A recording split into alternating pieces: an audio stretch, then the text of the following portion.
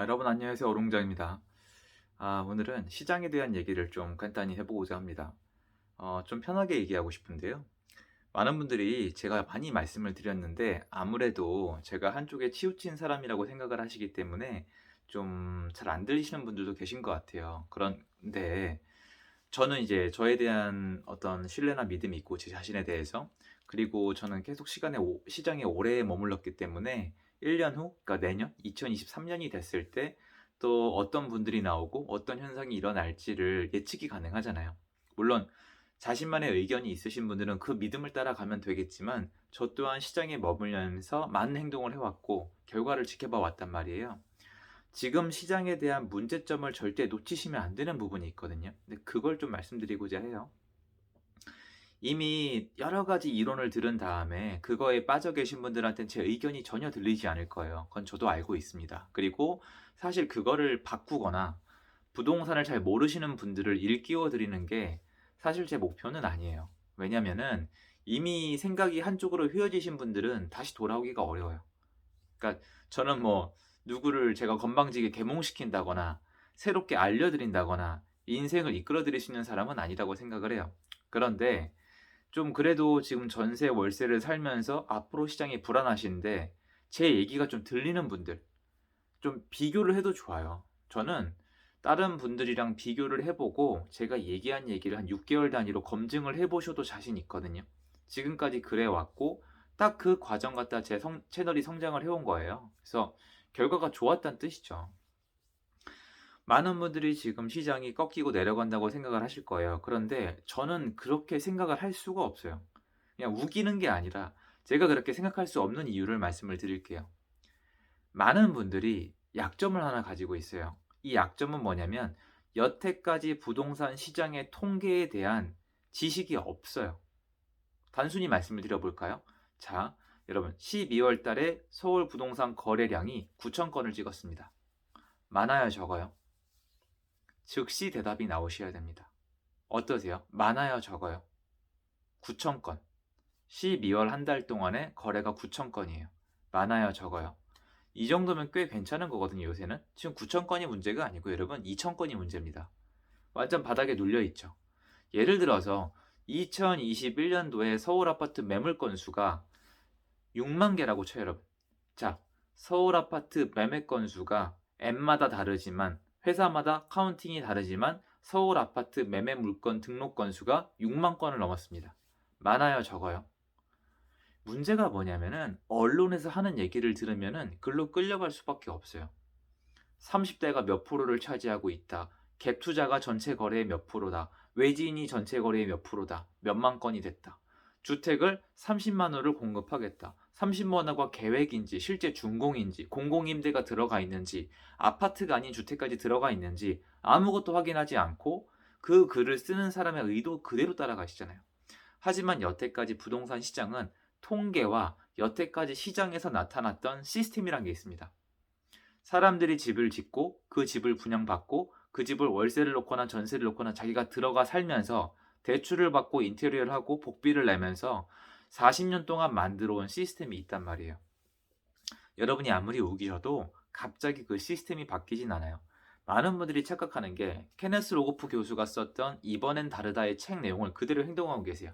내가 살고 있는 이 시대만큼 뭔가 굉장히 새로울 거라고 생각을 하세요. 코로나 어마어마하죠. 우리의 인생을 바꿔놨죠. 자, 코로나 같은 사건이 여러분 굉장히 놀랍고 우리 세대만 겪으시는 것 같죠? 아닙니다. 예전에 꽤 많았습니다. 앞으로도 반복될 겁니다. IMF가 왔을 때 한국 망할 뻔했잖아요. 그걸 겪은 나라가 과거에 없었을까요? 미국은 대공황을 겪었습니다. 사람들이 굶어 죽었어요. 코로나요? 스페인의 흑사병을 얘기해 볼까요?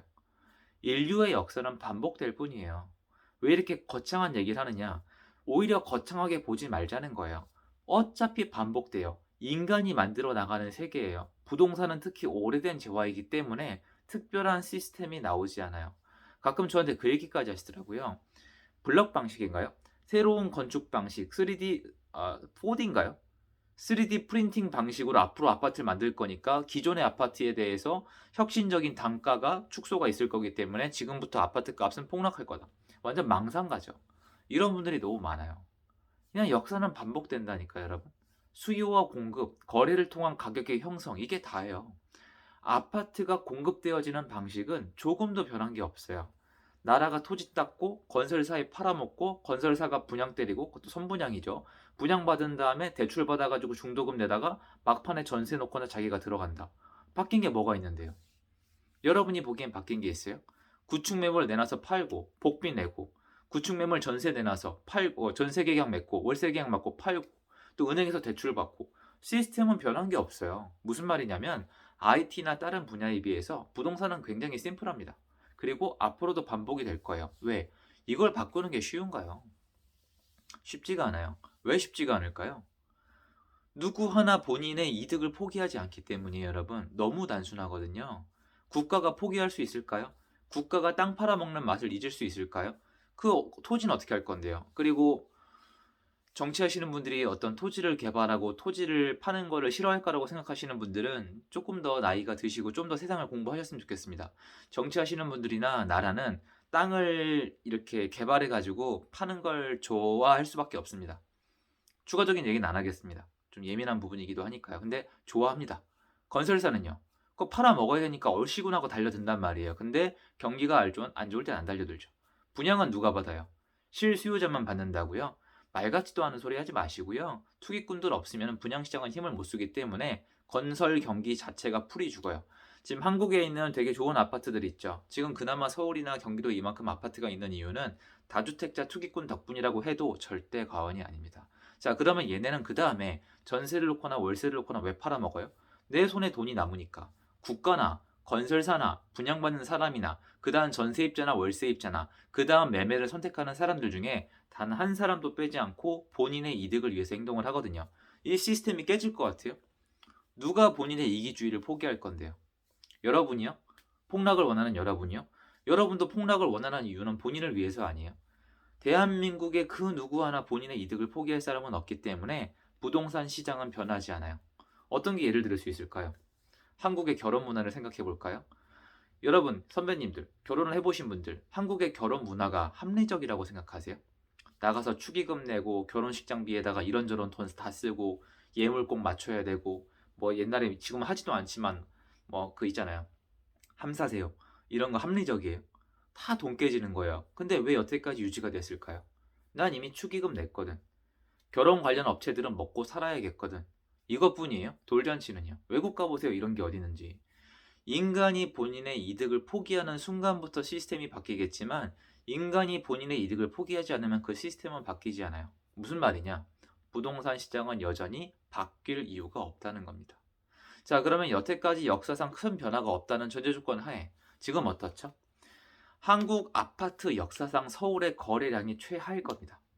저는 이거보다 쪼그라든 건 본 적이 없어요. 그나마 뭐 예전에 2000년대 초반까지 돌아가면 있을까 말까 할 건데요. 문제가 뭐냐면 이 정도로 거래량이 줄면은 KB 시계열도 마찬가지고 현장에 나가면은 하락이 주르륵 일어나야 돼요. 무슨 말이냐면 집을 팔고 싶은 사람이 이 정도로 거래가 없으면 팔 수가 없거든요. 근데 경쟁 매물은 많으니까 겁을 먹고 던질 수밖에 없어요. 근데 문제가 뭐냐? 서울 거래량이 한 달에 2,000건이 안 되는 2,000건이 문제가 아니라 1,000건에 들러붙고 있더라고요. 이런 말도 안 되는 상황에서 제대로 된 하락이 안 나와요. 제대로 된 하락은 하락하면서 거래를 찍어야 되거든요. 그런데 문제가 뭐예요? 제대로 된 하락이 없죠. 이 정도로 거래가 없는데도 하락이 없다는 건 정말 공급이 부족한 상황에서 수요를 더 쪼그라뜨려 놨다는 것밖에 안 됩니다. 수요가 아예 없어지는 건 말이 안 되거든요. 40년 동안 있던 수요가 갑자기 없어질 수는 없어요. 죄송하지만 많은 분들이 10년 넘었죠, 지금. 인구 감소론, 뭐 서울의 인구 감소론, 아니면 노후화 문제, 집 폭망한다고 노래를 부르셨죠. 언제 제일 심했을까요? 2008년, 2010년 그때 제일 심했잖아요. 지금 12년 지났거든요. 다들 반성 안 하시죠? 그게 얼마나 헛소리였는지. 아무도 반성 안 하시잖아요. 하우스 푸어 책 읽고 그 선생님 스타까지 올라가가지고 말 한마디 하면 우르르 몰려가고 폭락한다면서요. 완전 망한다면서요. 그게 2010년도부터 주장하신 거죠. 2010년, 2012년 제가 그런 컨텐츠를 많이 접했거든요. 10년이 지났어요. 지금 서울에 내 땅 한 평 갖기가 어려울 지경이에요. 이건 누가 어떻게 책임질 건데요? 무슨 말이냐? 역사는 반복돼요. 이번엔 다르지 않다니까요. 이렇게 거래가 없어서 수요를 줄여놨죠. 뭘로? 대출 중지로. 이것까진 좋아요. 그럼 대출을 안 해줘서 수요가 이 정도까지 눌렸는데도 하락을 안 하는 이유가 뭘까요? 제가 하고 싶은 얘기는 뭐예요? 이번 영상을 통해서 지금 시장은 파란불이 들어오고 하락을 모두가 느낄 수 있어야 지극히 정상이라고 저는 생각을 해요. 이 정도 거래량에서 매도인들이 뻐긴다는 건 미친 짓이거든요. 그런데 제대로 된 하락이 안 나오고 있는 것뿐만이 아니라 서울 몇몇 단지들은, 사실 제가 확인한 결과 꽤 많은 단지들은 신고가를 갱신하고 있어요. 두 가지만 말씀을 드릴게요. 이렇게 거래가 없는데 하락을 제대로 안 하고 있는 게 이해가 되세요? 지금 6개월째거든요. 그리고 두 번째, 이렇게 거래가 없어서 팔아먹기가 어려운데 신고가 거래가 이렇게 많이 나오는 게 상식적으로 이해가 되세요? 저는 안 되는데 여러분은 되시나요? 그러니까 이 얘기를 좀 편하게 한번 하고 싶었는데 아마 이번 영상도 듣고 싶은 분만 들어주실 것 같습니다. 근데 제가 한 얘기는 멀지 않아 3개월, 6개월 이 정도 후면은 제가 맞는지 틀린지는 드러날 것입니다. 이 영상은 지우지 않고 남아있을 거고요. 오늘 영상 여기까지고요. 주말 마무리 잘 하셨으면 좋겠습니다. 도움되었으면 좋겠습니다. 감사합니다.